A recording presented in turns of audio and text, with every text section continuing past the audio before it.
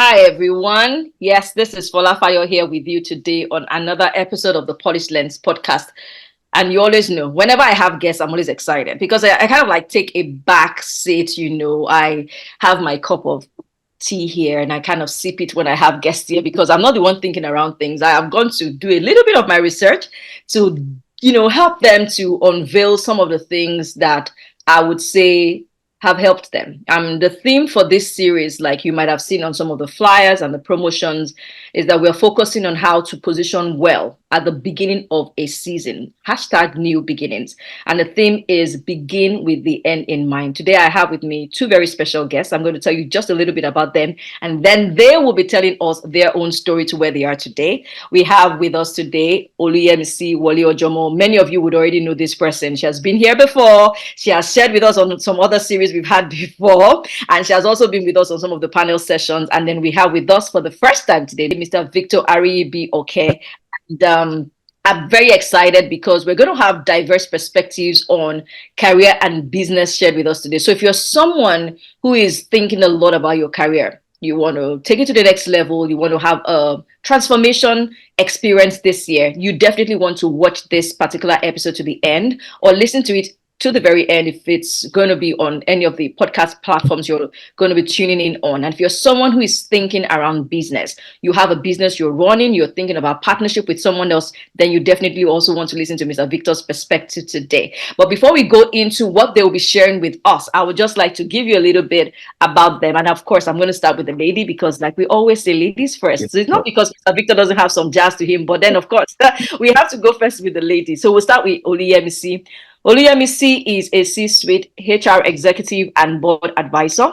She currently serves as lead consultant at Pishon and Brooks Advisory Services, a HR consulting company focused on providing expert HR services to small, medium, and large corporates. She has an extensive experience working within Nigeria and about 20 countries across Africa in the human resource management and information technology sector.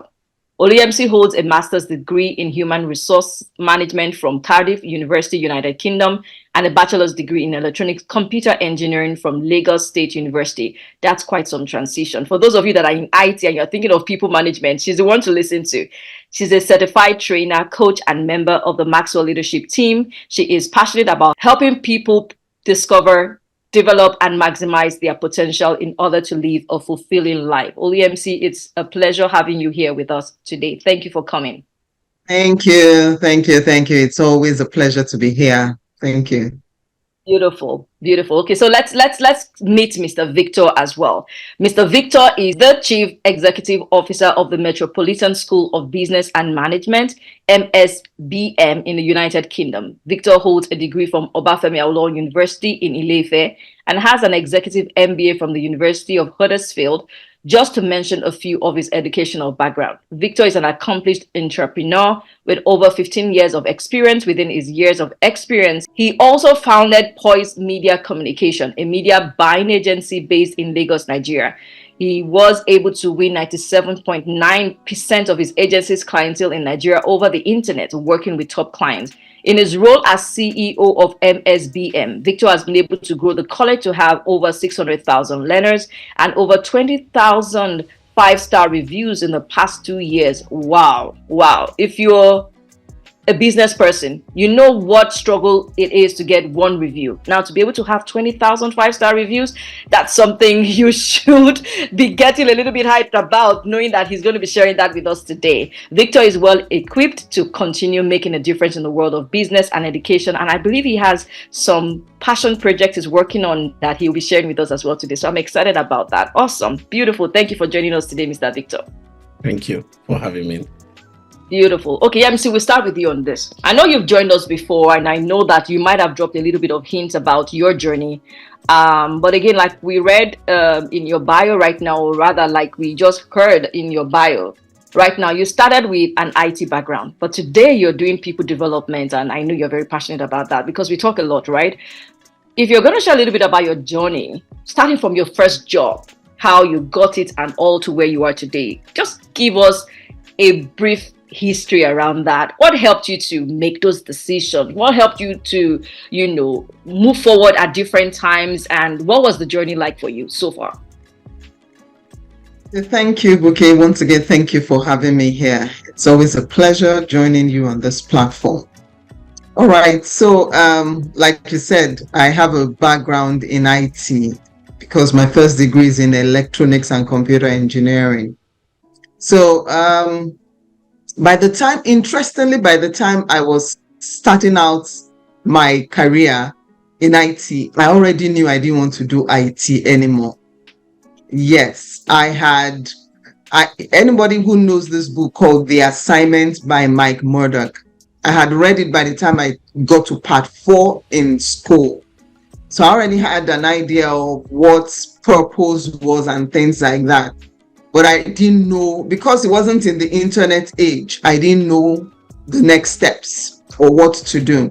But I knew I had a degree in IT, I was going to use it anyway. So I got that first job through a friend, and it was in banking. I worked in the banking industry for a very long time. So it was in banking. I started off in IT, but from day one, I knew I wasn't going to be there for a very long time. So from day one, I had my plans set that I was going to transition into HR. But how I was going to do it, I really did not know. So after about 4 years of, scraping together, connecting with people, I went abroad.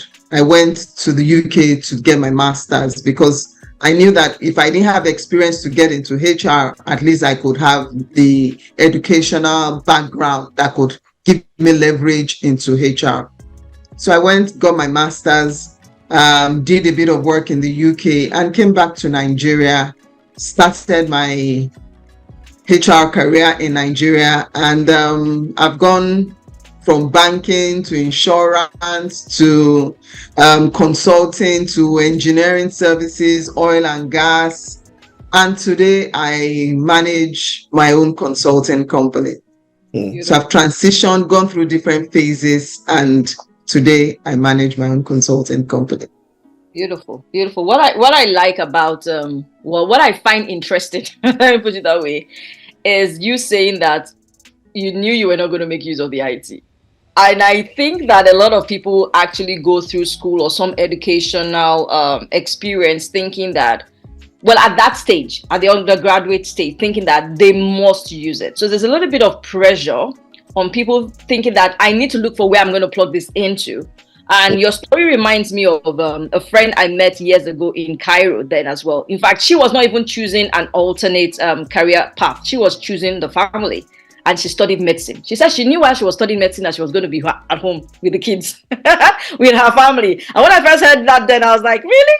Maybe your culture encourages that, but back home where I'm coming from, if you study medicine, you had better be using the medicine because your parents are going to be telling you. Should I tell you the interesting thing? Like I said to you when we're having our personal chat, I'm transitioning from the engineering services now. Guess what? I had a first degree in engineering. At that time, I thought I wasn't going to use it. Today, I ended up in the engineering services industry, and it came very handy. Wow. Full circuit. We always come back full circle. And you say, I say, no knowledge gained is lost. Not at all. Mr. Victor, I know that you would also have your own experience as well with, starting businesses. I know Yemisi also is in a little bit of the business space as well, but today we want her to focus on career because otherwise we won't have anyone speaking on career with us today, right? Because I know she also would have a story, but I know that Victor, you have your story around. You've talked about we mentioned in your bio how you ran something with respect to media. Today you're doing something education. I'm basically also passionate about education or people development, but how was it like for you stepping into the business space, particularly knowing that most times when people think business, a lot of people are probably thinking, okay, let's go make money, or some other people are saying, let's go plug into an opportunity we're seeing. But what was it like for you when you started your very first? Let's start from your very first business, because some people will say, my first business was on campus. Tell us from that place, what was your first business like? Now, what were the things on your mind when you started? Yeah, like I said, this is a very long story. So let me go straight to the beginning. When I started on campus, in my part 1, my pocket allowance or my school allowance to feed wasn't very much. And I started thinking very, very fast that, I mean, I was in a professional course. I mean, I read fine arts in school, and most artists can survive, doing small, small businesses. So, so there was this friend that I spoke to that, can you invest in my business? I just want to start making some small, small greeting cards. And they were like, okay. Then he bought some cardboards, and then I made it into very cute small cards. And what was on the card? How was your day? Did you have a good day? Then I got a small radio, went to the front of the female hostel and started playing music and displayed these cards. Usually, a lot of people, when they're about to enter, they're like, oh, how much is those cards? And then they pick one and then they go to give the girl. So that from my first business, right from campus. And at some point, I was making enough money that I didn't have to send message back home.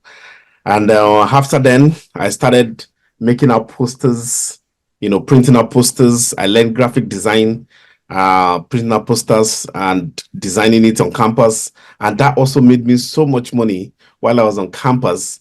And I later went into a business with my wife. She's still my business partner till today. We've been in business for 22 years.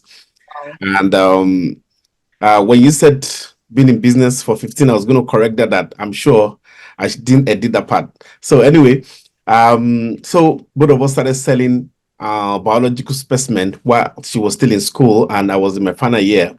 And that helped me to get my first car while in my final year. So that has been the journey from how business started.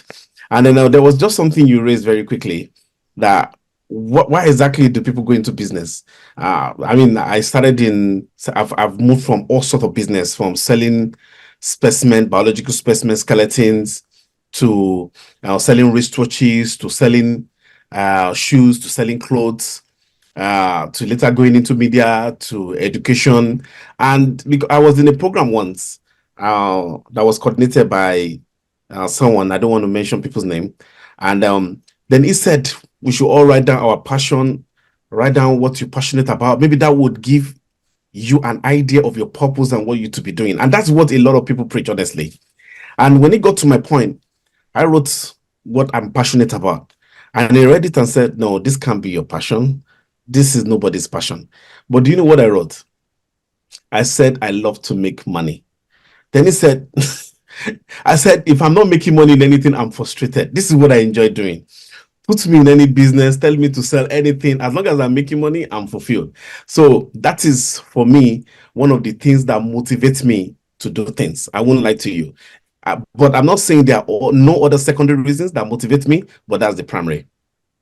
That's interesting. That's interesting. But one thing I would probably pull together from what you and Yemisi have shared in this first responses to me is just the reality that there's an evolving that is going to happen with what you want and what you do. And I think that until we are ready to embrace that possibility, many of us won't launch into anything because we think, so if I choose this, I'm stuck in it. No, you're not stuck in it. You can change it. I keep telling people my story today on how I'm so comfortable talking and supporting executives with respect to transitions. But when I really did start the word, it wasn't as fine-tuned as the word or the term transitions. I thought that the only people that I wanted to serve were people in the home space. It was later that I realized that your journey speaks to transitions. You can as well just let that be the focus. So Yemisi talking about the, moving out from IT, doing the things she's doing with people, working with professionals and executives today, coming back to still do some work with an IT related or engineering firm. And then you talking about it was cards, and then it was biological specimen, and then it was posters, and then it was this, and then you're doing this.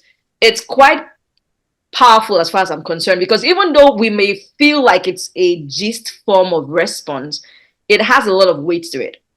And as we come into a year like this, a lot of people are, like you said, thinking, what's my passion? And we're also scared or concerned that the feedback we may get from the closest people to us is that, no, that doesn't match what you know how to do. Oh, that doesn't match who you are. Oh, that doesn't match. And we're thinking a lot about what people around us might say. Because if you think about this biological specimen you sold in school, honestly, even me, if I wanted money and they told me to sell that in school, I probably would have said, I'm not sure if that's what I would do. I would rather go and sell cards. picky thing going on there. But then you said that you, as a business owner, you know the underlying thing to what you do. If there's a financial reward there, then you feel you're doing the work. Because I'm not stealing. As long as you're not doing it illegally.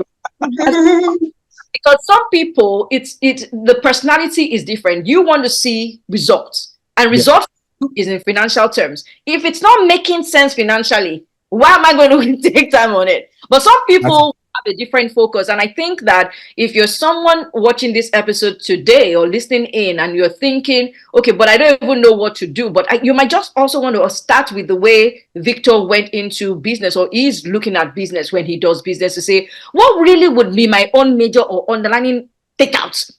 Is it to help people? Because some people, theirs is to help people. Some people, theirs to meet people, not to help. That in their bit, if I'm not meeting people, then I'm not doing the work.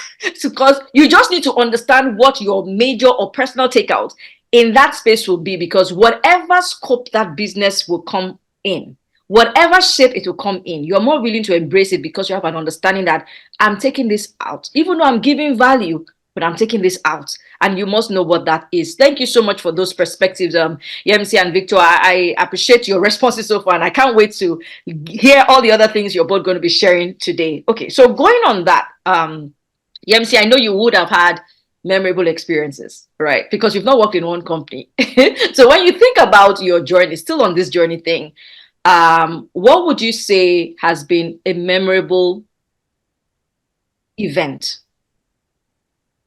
in that space of 9 to 5? Because I know you also run your own thing, right? But when you worked as a career person, what would you say has been quite memorable for you? Okay, quickly, I would say working across, at least, counting at the top of my finger, I'm looking at about 5 organizations. I have had different experiences, but I will narrow down to 2 major things that I appreciate that that I have gained along the journey. One is the connections I have made. That's from organization to organization. Throughout the journey, I have connected with very, very great people.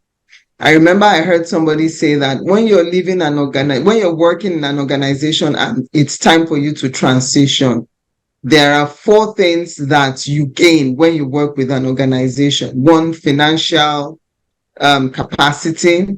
2, you meet people. 3, you gain knowledge. And the 4th one, I'm not sure I can remember. You would lose, when you're leaving the organization, you would lose the financial bit of it. But 2 things will remain with you: the connections you have made and the knowledge that you have gained, right? So that's the key people I have connected with over the years. I cannot quantify, I can't put the value in figures at all. And I'm specifically not narrowing down to just one experience or memorable experience across the organizations. So what I'm, in a nutshell, what I'm trying to say is, when you're working, when you're building your career, make sure you connect with people. People matter. You will need them at different phases in life. The people I can call today, this morning, I called somebody I worked with about 10, 12 years ago, and he sorted out an issue for me. Yes, people matter. So please don't joke with connections. Connect with people. Don't be the cantankerous kind of person that people don't want to ever connect with in future. Make sure you build relationships, build connections. That is 1. Then the second memorable thing that I've taken along my journey is the impact that I have made. Every time somebody shares a testimony and says, when I met you, this is what has changed in my life. Thank you for doing this. Thank you for doing this. I gained this when I connected with you. That really, really, really gets to me. It's for me, the way money is, financial gain is for Mr. Victor. That's something very, very important to me. So the connections I've made over the years and the testimonials that I get from people based on the impact that I have made in their lives, those are two things that stick with me, that have stuck with me over the years. Beautiful. I always like it when, we've taken, I mean, I feel the reason why you probably are clear on being able to say, okay, well, my experience so far in career, connections and impacts have been things that I've taken out. I think a lot of times that can only be possible because people have taken time to reflect. And I'm not sure we are doing that exercise. And I mean, we're coming back from a holiday. This is Christmas that many of us are done with. This is a new year where many people are doing like church prayers and fastings and, conferences and signing up with coaches and mentors and things like that. And we're not even taking that time to say, wait. The last 1 year or the last quarter of the year, what was the major takeout for me? What was it like? And if you're a career person and you've not done that scorecard, you probably need to do that, because it helps you really know what you have in the game. Because until you know what you're taking out, many times we'll feel like we are having an unfulfilled career. And then we say, oh, I don't know, I think I need to leave this company. Okay. But the first thing is you also need to appreciate what you're taking away. Like MC said, that when you leave, if you are going to leave that company for your own thing or leave for another company, you should be able to say, this and this have been my takeaway. But while you were speaking, MC, sorry, I will still stay a little bit on this, your response. When you talk about building connections and making impact, what's coming to my mind might be people who are in functions at work that does not allow them to have a lot of connections. Or people who are in functions that does not allow them to be creative enough to feel like they can make impact. Do you have anything you would say you did deliberately along the line of any of these two that you're like, well, someone who is in the career space who think that this might be what they want, but they don't have, because some people have it naturally. So if you're in sales and marketing, you'll be meeting people and probably having that interaction and meeting people and building connections. So that comes with your terrain. But there are some people that are in the back office that don't have those things. Or there are some people that are in routine work that don't have the opportunity to feel like they're making an impact.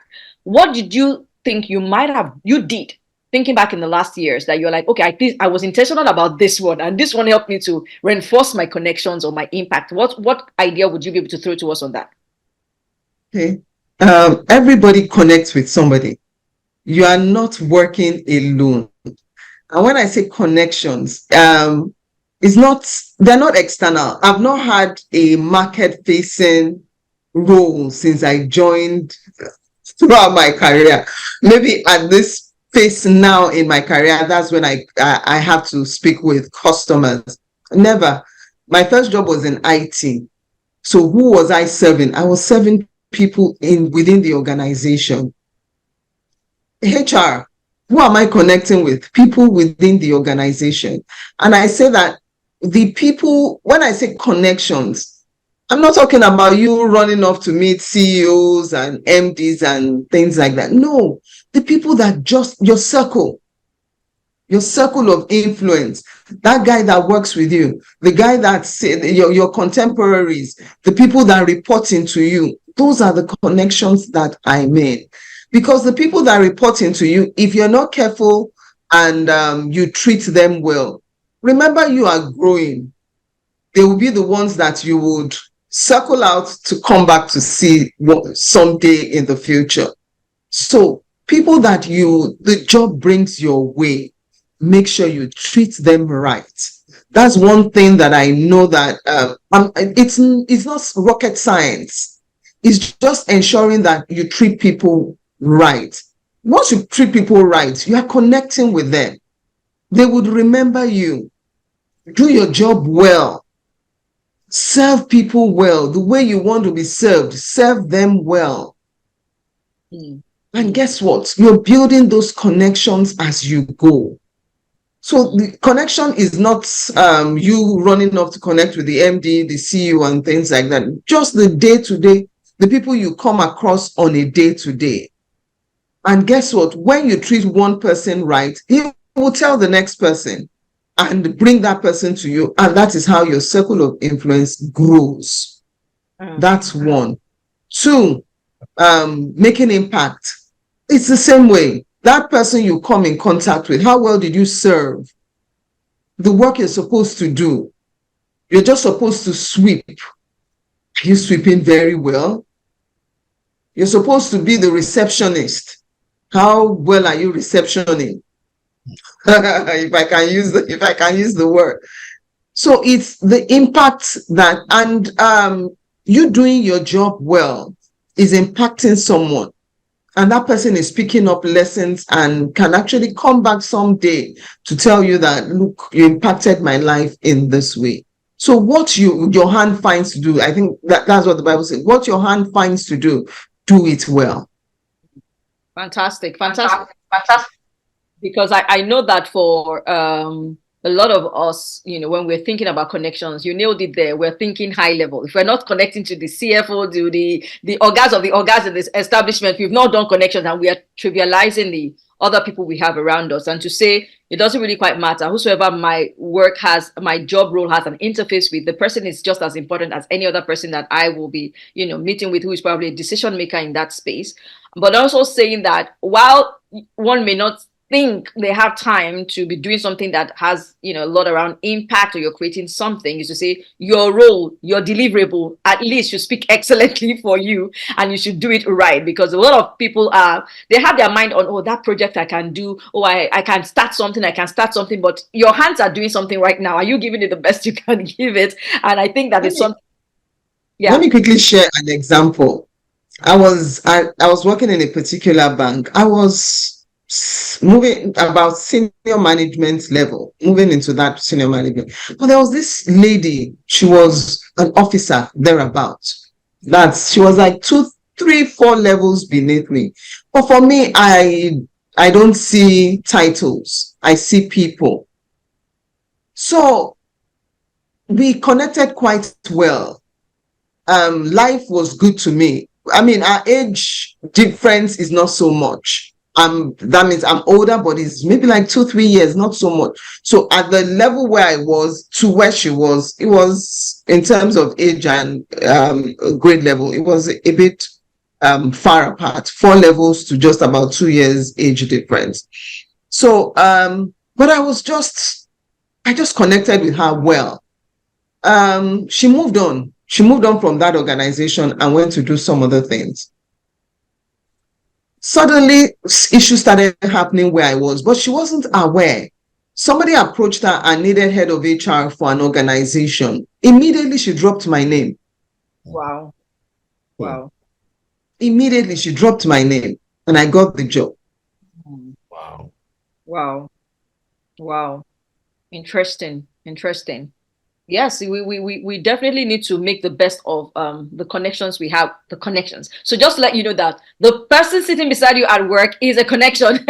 So if you've been having that colleague by your side that you probably share the same water dispenser with, and you think that is one person, that this person doesn't really quite matter, you will be surprised how the person will show up in your journey along the line. So treat everyone well, as Yemisi has recommended to us today, and that's a good one. Okay, so let's switch now to conversation on business, because I know that the business people are like, Falafayo, can you go to Victor now? Can we hear a little bit about business? Don't worry, we'll see a little bit with Mr. Victor as well. But we want to take you on this one. I know that with business, it is roller coaster. There are those high peak moments, exciting moments, and there are those dips. It's definitely like a roller coaster when you're running a business. You have those topsy-turvy times and twisty things and all that. But when you think back at your journey building your business so far, because I know that you've had quite some interesting parts to it, what time would you say has been like your toughest, and how did you navigate it? Because tough times come, and I think as to start off in the year, while a lot of people will be excited about their what they want to embark on, we want to just let them know that, okay, tough times are a norm, really, but how could they embrace navigating it? So let's hear maybe something that you went through once and how you actually tackled it when it happened. Oh, thank you so much.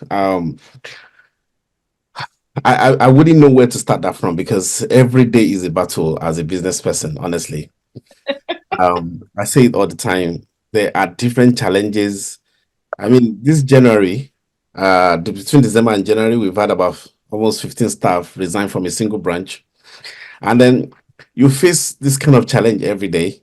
And that's from our Nigerian branch, especially in the IT department, where most of them will be saying, You're paying us in naira. There are so many foreign companies that can pay us in dollars, and they keep dragging each other out. As or do you want to take it from? Honestly, I wouldn't know where to take the challenge from. I mean, last year I had to make a very tough decision of closing down a branch with over 70 people. Uh, and there is always challenges, but one thing I've learned to do as a business person is never to dwell on the negative, because it's just this weight that never stops. And like I said, in my first answer to you, when I said, making money for me is like trying to solve the next puzzle. It's like a challenge. I love it. And I think it was my wife that said, I can't wait till when we just stop fighting and we just go on vacation and I'm like, honestly, I can't imagine living that way because I love the challenges, because I pick my challenge.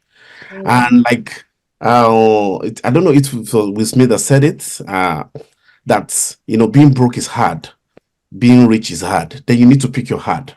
Mm. For me, it's something that wakes me up in the morning wanting to fight, knowing that every day is a battle that I have to fight and I enjoy the fight. But one thing that I would say, despite all this challenge that keeps me going on within the organization, that makes me look forward to say, you know what, this is not really a challenge. Let's move on right now. Is me knowing that there are certain people that you get to change their lives. I mean, I have someone that's worked with us for 12 years, and I saw him from when he started to when he married to, how he's living. And I say that, as a lot of companies works very hard to satisfy their customer, I think I have my way in the reverse. I just want to satisfy the people I work with. Mm. That is one of the things that motivates me to make more money. Because every time I want to pray, I don't pray for myself to be rich. I pray for them to be rich. And I pray that God bless the organization in such a way that each and every one of these guys that are working with us don't regret it. And that they will be so proud of the decision they make when they've made it. So for us, no matter what challenges is coming, and trust me, like I said, a lot come. I can't continue to name how many challenges we face every day. You just have to hold on to something that keeps you going on, because I believe that sometimes our challenge is a spirit, is a negative spirit. And if you dwell on the negative spirit, you experience a lot of negative energy around you.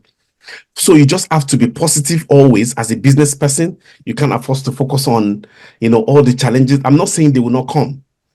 They will come, but you just have to be strong for the people you're leading. You are like the head of a family, that no matter what you're going through, when you look at the family that you are leading and how you are leading them, you can't afford to be discouraged. You can't, because when you discourage, trust me, everybody will just be like, so what do we do?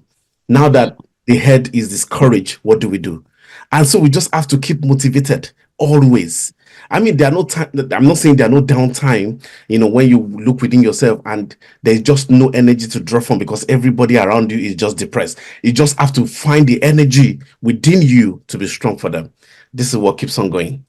Oh, beautiful, beautiful. I took so many things from so many things from your answer right now. I'm like, which one do we go a little bit deeper on? But just for anyone who is just joining, Mr. Victor just shared with us right now, the terrain of challenges with running a business or being an entrepreneur.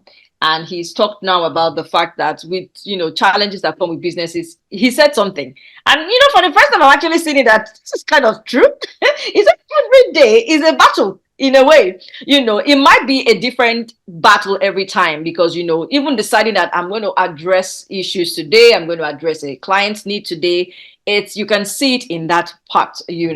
And of course the story that you shared about having the number of people, over 10 people, in fact like 15 people resign from a team, that's almost like the size of some companies. So that's like the size of some companies. So having that number go must definitely be the challenge of a business owner that has a team as big as yours, and the decision to say, okay, this particular part is not working, we need to cut it off. That must have been a very big decision, because I know that I have a family member who was also in a role that the project was shutting down. A major part of the business was one of his projects for a particular year. And I can imagine what it is, especially when you're passionate about it. And I think what I like about this coming up today is the fact that I mean, this is not like a prophecy to that person that has been saying, "Do I stop this arm of my business?" Or to think that, "Oh, because I joined this podcast, now God is saying I should go and shut it down." That's not what we are saying. So you need to do your due diligence, right, to take that step. But we're telling you that you won't be the only person thinking about cutting off something in your business, because it's just like what gardeners do. There's a time when you look at your plants that you're nurturing to say, "This has to go for this other part to thrive." So thank you for dropping that in today. I think a lot of people kind of feel like many people might sense it, that there's something wrong with our business if we cut off this part, if we stop this thing. And because of that, they're like, let's just rough it, let's just rough it. What do you think people will say? It's just like the challenges people face in relationships, right? Especially when they're not yet married, and they're like, "Oh, I don't want someone to say, oh, this is your fifth person you are dating. I don't want to disengage from that relationship." Meanwhile, it's not working for you. So if it's not working for you, please take that leap, right? But you said something that I was actually going to circle a little bit back on. But before I go to that, is how you emphasized the concern you had for the people you work with, saying that I would like to enrich these people while they work with me. And it reminded me of one thing I heard recently. It's a faith-based challenge for the month of January. Some people are doing it on YouTube. I just came across it. And the person was talking about Solomon and his kingdom, and when the Queen of Sheba came there, and how she probably came there to see, what is this person that people are always talking about? Who is he? So she came with her entourage, and she came with things, hoping that she would bamboozle him with what she was bringing. But it was the reverse that happened. Why? Because Solomon's focus and what she saw was that his people were endowed with excellence and with beauty. And that one of the signs of knowing that a king is really ruling in a kingdom is when his people are thriving. So hearing you say that you're quite interested in how the people who work with you are doing just as well as the business and yourself, it's something that many of us have to start thinking about, because some of us are not really thinking about that. And even for many of us who are thinking about our people doing well, we are thinking that if we just enrich them, that's okay. But then enriching could be in different ways. Your business might not be in the capacity to really make your staff rich. But if you are able to position them to grow mentally, grow in any way, enjoy work-life balance, anyhow you can do it. But you sharing that with us as something that you're focusing on really is commendable. And I want to appreciate you for that. But I was going to come back on a question, and then you now kind of hinted a little bit about it before you rounded off on your response, when you said something about, having that inner motivation, because when those challenges come, even though you pick yours, you have to stay motivated because people are looking up to you. And I just wrote it down in my note here as there must be an anchor that keeps you going as a business person. So if you're going to think about the things that might have served as anchor for you or kept you motivated through those challenges when they come, how would you say you've got your anchor in place, or what has kept you motivated through challenges? Thank you for that question. I think somebody said, when you want to go fast, you go alone. If you want to go far, you go with people. That's an African proverb. I work with my wife, and like I said, we worked together for so many years. And there is just something about the support of working with someone that understands what you're going through. I mean, I remember in 2016, and I will never forget, we're going through a lot. And I was just going to pack up an aspect of our life and just say, you know what, this is it. And then, because we just took a bold step about some expansion, which is daring. And then I was just going to shut it down. Then she said to me, Victor, we've been fishing at the shore and we've been catching small fish. But you said, you know what, where the shark is, where the big fish is in the middle of the sea. He said, now we're experiencing the storm, we're experiencing the wave, but suddenly you want to pack up and say, let's go back to the shore. And that hit me very hard, that we're giving up. And that is something which I get a lot of motivation from, where I find a lot of strength in her, even though she said I motivate her and she finds strength in me. But honestly, this is where I draw a lot of strength from, seeing her saying, I know you can do it. I know you can't give up right now. And that's the same thing with the number of people which I'm responsible for. If we don't pay salary for 1 month, a lot of houses will suffer. A lot of homes will suffer. A lot of people will suffer. And in reverse, they punish our students, thousands of them. So my job is to keep the people in my immediate sphere very happy. And that for me is a lot of motivation right there. I mean, uh, I mean, a lot of people will say, yeah, God is my motivation. God, I mean, trust me, I'm keeping the place of God as constant. I don't want to go into, we give God the glory kind of discussion. I'm just keeping it real here. That there is just something about you knowing that a lot of people are responsible for you. A lot of households are dependent on you. You don't even have time to, honestly, I can tell somebody, I don't even have the time to be discouraged to the point of giving up. But one thing I always tell business owners is that if you think something, like you said, is not working, there is no shame in downsizing. I say it all the time. I mean, sometimes when people are like, oh, Victor, you just cut off about 70 people. Is everything okay? Are you all right? And I said, if you are overweight and you have to shave up some weight and you lose weight drastically to people, you are excited. He said, you see, I've got rid of all the bad weights, all the things that could cut short my life. That even though you see me so skinny, so scrawny, I'm actually at the healthiest part of my life. Sometimes every organization needs to get to that part where they are exercising and shaving up excess weight just to be healthy. To other people, they're going to ask you, I hope you're not sick. I hope you're all right. I hope you've not gotten this disease. But you are like, listen, this is intentional. This is me going on an intentional journey to shed some weight in order to be healthy. And the same thing with business. And this is what we do all the time. Wow, wow, wow, wow, wow, wow. That was so real. And thank you for being real on that, because you're like, I know I can go the route of saying, oh, God be the glory, is God, which is true for anyone who is a person of faith. Actually, you would say that. And I think sometimes when you're able to say, okay, yes, God played a huge part in my decision making or in whatever I did. But this also was part of it, because a lot of people were like, I've done God, but then I'm not getting my results. Because a lot of people just haven't been able to keen to be able to hear precisely what God says in the situation. So sometimes that external or that extra thing is what they might need. But you being able to say that, while your wife may be saying sometimes, oh, I draw my strength from you, you are saying, I draw my strength from her, because there are some things that I could never have thought about, but she's able to say. But that ideology you gave about going to fish where the sharks are, I don't know, maybe somebody needed to hear that today. So if you're someone who has not taken that daring step on something, maybe that's wisdom or prophecy dropping today on that for you to say some things you need to cut off, but there might be some things you need to step out on. Some place that in your mind, you're like, you might have even used the word shark to even describe it. And someone is telling you today that there's been a motivation at some point in his decision making when it comes to growing the business and sustaining the business to actually go into that space. Thank you so much for being real with us on that. Okay, so I know that I'm looking at the time on my end, and I know that a lot of people are like, please, can you keep let them extracting, all the juices that they can before we drop today. But I don't want us to miss on something I believe that I really want them to share with us today. Both of them will be sharing with us today, career perspective and then the business perspective. It's the beginning of a new year. While a lot of people have different strategies about how they're going to make the best of the year ahead for them, I know that sometimes we just need to also understand things that we could miss, things that could stay in our blind spots. So Yemisi, again, we'll start with you on this one. What are the things that you feel, or key things that you think should come to the mind of, that intentional professional who is going into a new year like 2024?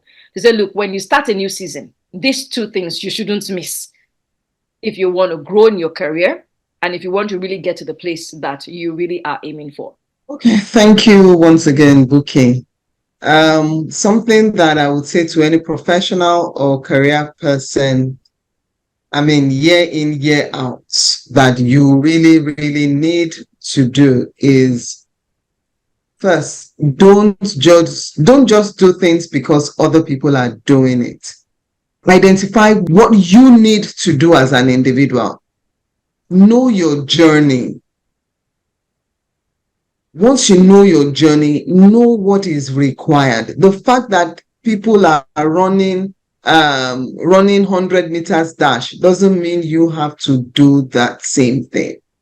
What is necessary for you? Identify it. What's Mr. Victor is a business owner. What is necessary for him is not what is necessary for me. So sit down and identify what you want. I like the theme. The theme says begin with the end in mind. What do you want to see at the end of 2024? What are the results you want to see? Now come back. What are the things that you need to do? The results I want to achieve is not the results Buki wants to achieve. Despite the fact that we're very close and we talk a lot, we still have different things that we want to achieve at the end of 2024. So identify the results you want to see at the end of 2024, then come back and identify what is required for you to achieve the results you want to achieve. So it must be specific to you. This is not a time to copy and paste what somebody else wants to do. I would give you a very funny and interesting analogy. I live in Lekki, and quite a number of times I exercise. I jog on that Lekki-Ikoyi link bridge. Initially, when I started, a couple of years when I started jogging on that bridge, people just used to run past me. Everybody just used to run past me. And I used to wonder, what am I doing wrong? What is it that I'm not doing right? What are people? You see, people just run past me. One day, God just said to me, do you know that you are training for different things? That person that ran past you is most likely training for a marathon or training for something. You have different agenda. You're just on the same bridge. So you and somebody else are sitting next to each other, or you're on the same journey, you're both HR professionals, you want different things. So make sure whatever it is that you're going to do this year, the goals you're going to set, whatever it is specific and beneficial to you. You are the most important person in the equation. What results do you want to see at the end of 2024? What are the things that you need to do to achieve those results? That's the first thing. Do the things that are necessary for you. Then two, I would say to you, be flexible and adaptable. If there's a need to make a change, don't just say because I have my goal is cast in stone. If there's a need to make a change, quickly adapt and make the change before you start moving again. That's why you can't copy and paste somebody else's strategy. It must be something that is specific to you, so that when there's a need for you to quickly make a change, you can make that change. Be flexible, be adaptable. I would say for people who are looking to make any form of transition from, in terms of location, you want to move from one location to the other, you're transitioning from one career path to another, whatever transitions you want to make sure you have an understanding of where you're going. Don't just make transitions. That's why I said you are the most important person. Where are you going? What is it that make sure you have an idea of where you're going, either location, either career path. Make sure you have an understanding. You want to change from HR to business analytics. What is required to be in business analytics? You want to move from medicine into tech. What is it that is required? Make sure you know it before you begin to run, so that you are equipped with the right information and you begin to navigate your way into that new place. So those are the three things I would say to you. Make sure you do things that are specific to for your own journey. Be flexible, be adaptable, be knowledgeable about the goals you want to achieve. Beautiful, beautiful. I think the one I would really probably emphasize a little bit more from what you've said, while all the three are really quite strong responses, is the one on adaptability. And why I'm talking about this one is not because the others are not quite as strong. It's just because I feel when it comes to New Year resolutions and plans, a lot of people feel like it is cast in stone. And they're like, I don't want to be doing anything that is cast in stone. So people just have this thing of, I want to go with the flow. So going with the flow, they find themselves at the end of the year realizing that not much quite happened. They haven't done anything. They've not done much, or it was just a good year. Time and chance happened. Some people might even have been opportunity to just have some great experiences and outcomes, right? But they happened by chance because they didn't quite put their mind to it. Or So they could actually achieve more. exactly, they could have achieved more, which now will now bring me to the first response of now knowing that when you know what you would like at the end of 2024, then you can now say, okay, I would like this. And it might be different from someone else's own, but you said something that was interesting but quite catchy. We are doing different things, but we're on the same bridge. I think that should actually be a statement going forward for anyone. They say we're on the same bridge, but we're not. We don't run in the same race. We're not running the well, but we are on the same bridge, right? Which is quite true. Somebody wants to stay fit. Some people go there to connect. Some singles, they go there to connect. They want to, marry a guy or a girl or a lady that that has that same passion. That's what they do on the bridge. They're going there to connect, to see who they can scope. Yeah. Other people are going there because they're like, oh, the marathon that Access Bank organizes every year, I want to be part of it, and at least I want to finish. Even if I finish last, I want to finish. So they have different goals of being there. But whatever you are there to take pictures. Exactly, for the gram. So people are there for the gram, so for us not to be carried away, because as the year goes on, a lot of, how we know this terminology that goes around shiny object syndrome. A lot of things are going to come up that look really shiny. And while you just need to put in your mind that we're all on the same bridge, everybody's not going there for the same thing. Some of these conferences that go on, especially in the city of Lagos, people actually go there to show off all their nice bags, and they're not really going there to do any connection, just to go and represent their nice hair. In fact, now the glasses frames have become a thing now. Yeah. People go off and all that. But that it's possible for you to have a plan. It's okay for you to adjust it, but it is also appropriate for you to know what you want, especially if you're going to make a change. You should at least know. You should know what you're stepping into. So thank you, MC, for that, and which will bring us to you, Victor, on the business line as well. Coming into a new year. A new year, I see it as a new slate opportunity for businesses, right? Especially for people who will start this year. So if you can help us even address people who are starting businesses this year, because I think a lot of people have been thinking, oh, I've been in the corporate place for a while, I want to do my own thing. Okay, so you will please throw in something for that new entrepreneur for us today.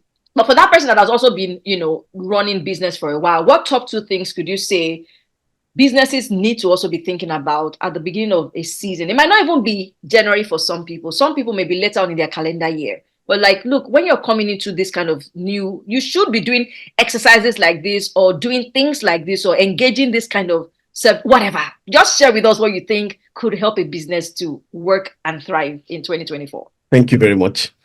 Let me first tackle those that want to go into business. I will say, put down that diary, stop planning, start doing.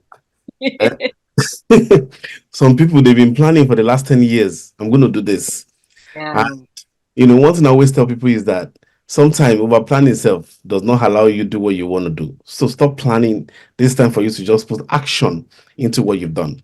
But then tip for people that want to start business, who have not been in it before, I'm going to tell you, plan very well. A lot of people have very good paying job, but because you hear, everybody's going to their business, there are a lot of motivational speakers now telling you the best way to go is to go into your own business. I'm not trying to discourage you. I'm just saying that it is tougher working for yourself than working for someone. When you work for yourself, like they always say, money come, money no come, you have to get paid. But the moment you're working for yourself, you have to pay your salary and the salary of others and make sure your bills are met. So plan very well. I will always say save enough money before you embark on that journey. Don't just go into it blindly. Carefully plan before you start the journey. Okay. And then for those who are into business before, one thing I always say is that there is no 10 steps to knowing what to do when it comes to business. The secret is what my sister shared, adaptability. You just need to adapt and improvise every step of the way. Like Elon Musk said when he bought X, formerly Twitter, he said he needed to let go of 70% of the people in Twitter in order for business to survive. That is adapting. Sometimes in business, you just need to, like, I think that point, as long as you go for career, it also goes for business. Don't be rigid. I tell people all the time, sometimes you just, somebody said, it seemed like sometimes as if you have no plan. I say, it's not like I don't have any plan. No. You see, for multinationals, sometimes we are SMEs. For some multinationals, they write something, they are set in stone. They know what to do. They've all gotten the AI who has planned the next 5 years for them.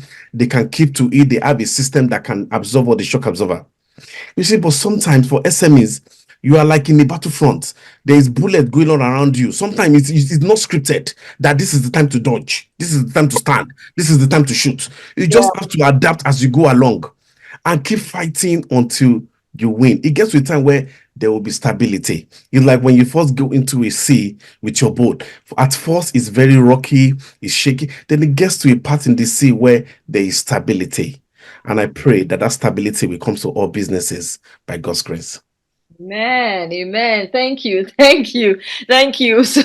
the way you even actually started for people who are coming into business, that was a really, really a good one. Because I know I have seen, the good thing is that I had seen a post online where one of these popular speakers, Wuzi, the South African, was talking about how he does not know why businesses that are just starting up are worrying about business plans, because business plans were originally designed for big organizations who needed to take from the bank. You are just starting. What do you know is going to happen? Who do you think your audience is? Why are you worrying about that? That they do work at some point, but you don't let that be the reason why you're not taking action. And so you say if you're someone who really wants to start something, take that action and then embrace what you said, adapting and improvising. Because you said something, I mean, the way you describe it, are you sure you've not done some things around movie production before? Because you're talking about dodging matrix, dodging the bullet, you don't know where you're going to shoot the next one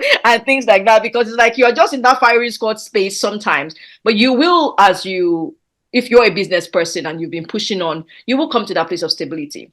And you are right with also the challenge that a lot of people have, that pressure to feel that because they think they're doing so well in the career space, there's just this thing in their mind that, I can also drive a business setup. It's a totally different playing ground. That's the truth. It's a totally different playing ground.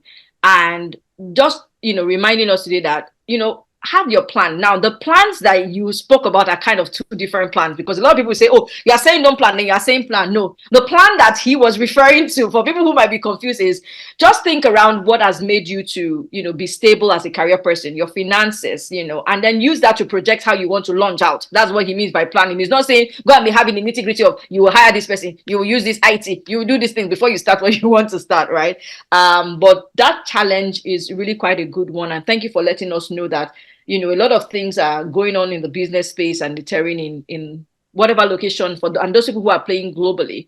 There's a lot of stuff going on there, but we need to just realize that the topsy-turvy will come. So let's just embrace for that, or rather prepare for impact. How do they say it in when you are in the plane? Impact, because that's going to happen. I know nobody knows what's going to happen in March. Nobody knew the lockdown was going to happen in 2020. Before we knew it, there was a lockdown, but just getting that understanding in place gives us a little bit of comfort. Thank you, both of you, for sharing those ideas for us as we begin with the end in mind in the year 2024. But I don't want you both to go. I want you to, drop your final words with us as we round off tonight, or rather in the afternoon. I'm not sure where anyone will be watching this playback. I want you to just drop your final words with us tonight. Just give us something you want that. So Yemisi again will come to you. That career person, what would you want to leave that person with? And if you have a passion project you're working on now, something you're focusing on, you could also share a little bit about that with us. All right. So quickly, two things I would say to the career person. Remember, technology has caught up with us. So be very much aware. Be very sensitive. Don't just think I've got a job, I'm now earning this amount of money, you're comfortable. Technology will creep in and take your job. So please be very, very aware. Make sure you are up to date. Make sure you upskill yourself from time to time. make sure you're very, very much aware of what is happening in your industry and in your space. That's the first thing I would say. 2, take care of yourself, your mental health, your physical well-being. Career people, take care of yourself. Don't allow anything. If you're not in a good state, you can't produce. And if you can't produce, you'll be pushed to the back. So please make sure you take care of yourself. Make sure you are in tune with your body and in tune with your mind as well. And finally, I will wrap up and I will say, take ownership of your career. It is yours. Don't leave it to anyone. Nobody would love you the way you love yourself. So no one can manage your career for you the way you would manage it. So make sure that you take ownership. Do the things that are right for you.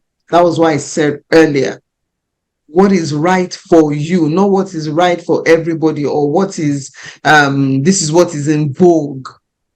What is right for you as an individual. So those are 3 things I would say to you. Then finally, what pet projects am I working on? Yes, this year I'm going back to my podcast, All Things HR, full force. I took a break for a while. I think I stopped around mid-year last year. So I'm going back from February. So watch the space. All Things HR podcast. HR. All Things HR. I know we have it on YouTube. Do you have any other platform that you want us to look out for it on? It's on YouTube for now. Okay, all right. So for anyone who probably would be looking out for Yemisi, depending on the platform you're watching this, if you're watching it on YouTube, the link to that platform will be shared on the YouTube channel. And then if you also want to follow Yemisi on LinkedIn, it's Oluyemisi Wole-Ojomo. And I believe she's also on Instagram for those that are on Instagram as well. Thank you, Yemisi, for sharing with us those takeouts. I think the one that, again, I like all the points that you've both shared today. But there are just some things that I think are good for emphasis, especially for anyone who is.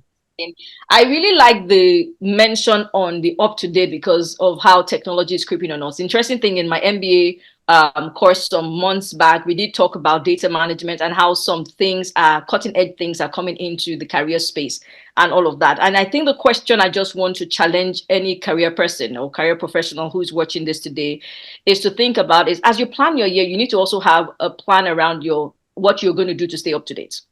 Because a lot of people will say when they come into the year, oh, I want to stay up to date. Okay, but what are you going to do to stay up to date? Are you going to be in? Because there are some people that they know what is up to date. If you have such people in your life, you may say that person, I will be talking to the person once a week, once in 2 weeks or whatever. Maybe that person is going to be your CNN for up to date. But if you're someone who says you want to sign up for a newsletter, if you say you want to be going for a particular conference or you need to have that up to date thing because the advancements that we are facing in life today, they are going so fast. And sometimes if you're not someone who is aware, you just go to work in the morning, go back, relax at the end of the day with your family. You wake up one day and be like, when did this start? You will not know that the thing has been creeping on us. Like Yemisi said, it's coming close. It's coming close. And while we will not want to put fear in anyone saying that, oh, your job will be taken over, because some jobs will not be taken over for some years to come. But the truth is the job will be tweaked. For you to position differently, you must have an understanding of how this thing could work and enhance your work. So you must be thinking about, how am I enhancing my work with the technology that is coming up in my space? So thank you for that. And definitely, Yemisi, thank you for reminding us of All Things HR that will be coming back to our spaces later on in the year. And we'll definitely be on the lookout. But if you're someone who hasn't watched any of the episodes, please go watch them or catch up on all of the ideas that you should be thinking about. If you're running a business, if you're someone who needs to lean on HR services, or HR support in your organization in one way or another. Which brings us to the final part on today's conversation on business. And we want to ask Victor. Victor, what would you want to leave us with? I know that you started hinting me about a passion. I want to hear all about it now. We want to hear about it now. Tell us about it, how we can look into it. And then what final words would you have for business people today as you leave us? Thank you very much. I think one thing I want to tell everybody listening to this podcast, if you're a business person, is that never lose sight of the bigger picture. I think I like the theme of this particular podcast that said, start with the end in mind. Sometimes just always, remembering the reason why you started, and the bigger picture allows you to know why you wake up every day to do what you do. Sometimes I tell people, pick a bigger business, look for somebody who is really big that you aspire to be, to look forward to, as to why you do what you do. This is very important. So it also allow you to benchmark the progress that you are making. If you don't know where you're going, you never know if you're making progress. If your desire to say, you know what, I want to be like Elon Musk or Mark Zuckerberg or Bill Gates. At least if you started an IT company, because you know where you're going, it allows you to be able to benchmark the kind of progress you're making and celebrate every baby step. Mark Zuckerberg or all those guys didn't start, that big. They started for something small. So celebrate your baby step. And let me borrow from my sister's point that says, also entrepreneur is not just your staff. Entrepreneur takes time to cool off. Your mental health too is also very important. Always take the time to cool off, go play golf, go swim, pick up an hobby that you love doing, play tennis. I love to pull up bowling with my kids. So, I just pick that up and I enjoy it so much. Sometimes I just say, you know what, in the middle of the day, I just leave all work, I just go to golf. Those are some of the perks of being an entrepreneur. You can just wake up, stand up in the middle of the day, walk out of your meeting and say, I just want to go and be venting of golf balls and just be eating them as hard as you want. You want to, so that's just for that. At a job, take a walk.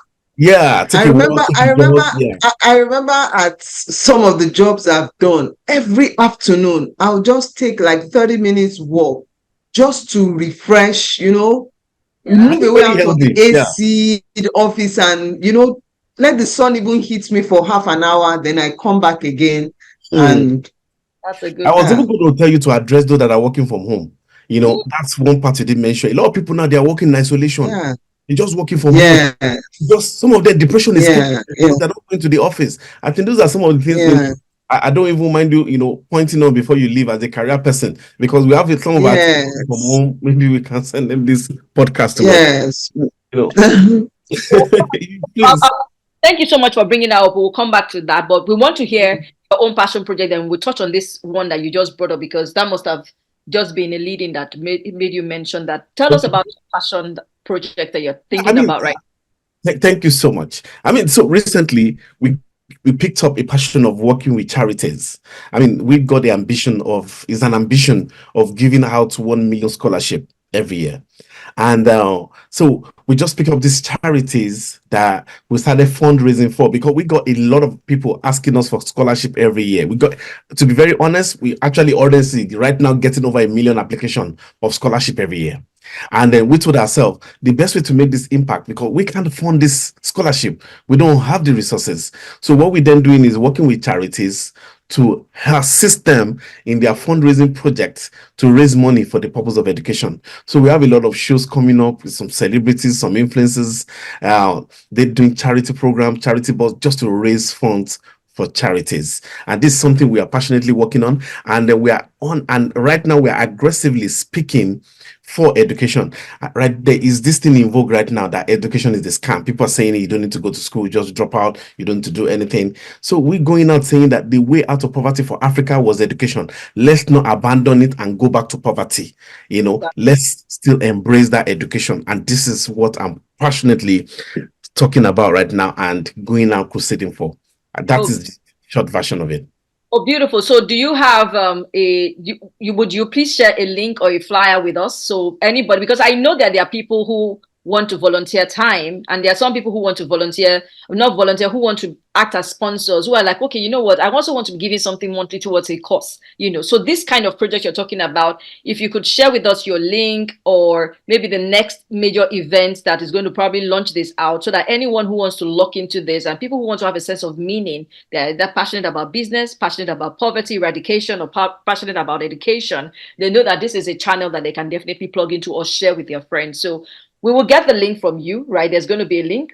Absolutely fantastic. We like this, and we want to applaud you for that, because what I see is it's not just your business being focused on education for high level executives, but you're also saying, look, for people that are even on at the grassroots, or people at certain levels who don't seem to have the access to learning and education, if there are charities that are doing these things to support them, we want to partner with them. And that's amazing, because sometimes people feel they must start their own they must start their own thing before they know that they are fulfilling purpose to mankind. No, sometimes you just need to find someone who is doing something like that and partner with them and let's have bigger opportunities of serving big. Thank you so much for that. Just to, And just to quickly add on, if you go to www.msbm.org.uk/charity with a Y, you will see all the charities that we are supporting, and you can donate for those charities. And also for people that work for career advancement, since we are talking to career people, on MSBM website, we have courses as low as £15, £20 that can do a lot of wonders to your CV. That is, and then we also have free courses, by the way. It's not everything that has to be paid for. If you go to our website, we have free courses that you can take on critical thinking, and that you can take and add to your CV. This thing helps you a lot, in enhancing your CV. Just wanted to add that.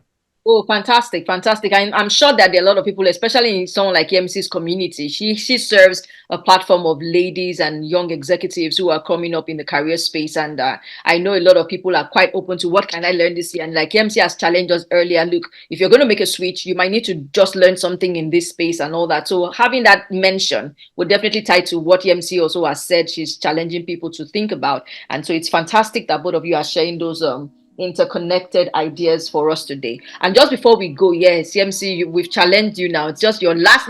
We've talked about the last, and like we always say in the Bible, when we read the Bible, finally, my brother, finally. So this is the last finally.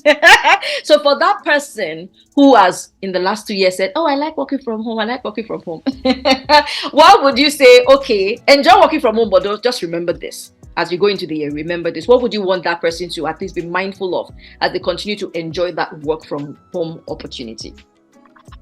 Fantastic. There must be a reason why you chose to work from home. And I'm sure one of the reasons is not because you want to distance yourself from people. It could be because of family. Maybe you want to create more time for family or create more time for yourself. So if you've chosen to work from home, be deliberate to make human connections. The fact that technology works technology will never replace the place of human connection. So be deliberate. As part of your goals, when you put your goals together, create that bit of your goals to say, how are you going to connect with people? Be deliberate about it. Connect with people, not necessarily on social media, because you never know. With this world of AI, you never know who you are speaking with at the other end. So please make sure you create time for deliberate. You are deliberate about human connections. Go out, take time out, treat yourself. Make sure you relax and you unwind. Step out of the house. Be deliberate about stepping out of the house. Thank you. Thank you for that charge. Thank you for your shares today. I've had an interesting time. I know when I was saying earlier, don't worry, it's a gist time. I know how we roll when we come on the Polished Lens podcast. We just have a gist time, and then we are extracting some of those nuggets that we could think they're just the normal. Don't you think a lot of people know it, but you'll be surprised? People know them. Yeah. On them, people hear them, and they are doing nothing about digging deeper on them. But it's been such a pleasure having you, Victor, on this episode today. Well, with you sharing your journey, with you sharing those nuggets with us. Thank you so much for taking our time to be here with us today. Thank you. Thank you. And thank you for inviting me. My first podcast. Thanks. Glad I shy away from the media, so yeah. You arrested me for this one. Love it. Thank you. And thank you, Oluyemisi, as usual, for coming to share with us. Pleasure having you join us today. Yeah, thank you so much for having me. It's always a pleasure being here. Thank you.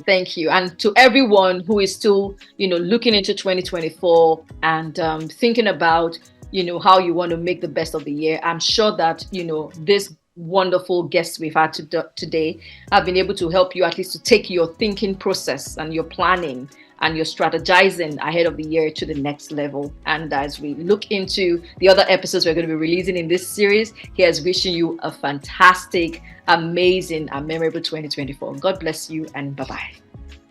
Bye.